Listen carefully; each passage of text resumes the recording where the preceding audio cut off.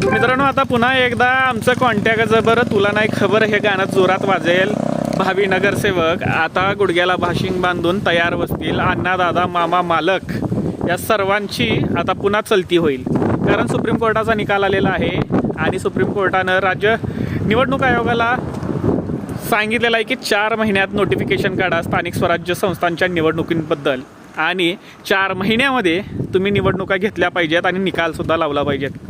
आता जे घोडं अडलं होतं ओबीसी आरक्षणाचं ते त्यावर सुप्रीम कोर्टानं असं सांगितलं आहे की 2022 पूर्वी जशा पद्धतीनं निवडणुका झालेल्या आहेत ज्या आरक्षण पद्धतीनं त्याच पद्धतीनं यावेळेलासुद्धा निवडणूक घ्या आणि संपवा विषय.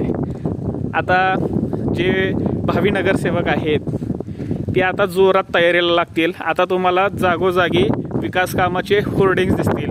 हे काम माझ्या प्रयत्नानं झालं, हे काम माझ्या प्रयत्नानं झालं, हे काम माझ्याच प्रयत्नानं झालं असं सांगणारे नेते आता तुम्हाला गल्ली बोळात हिंडताना दिसतील.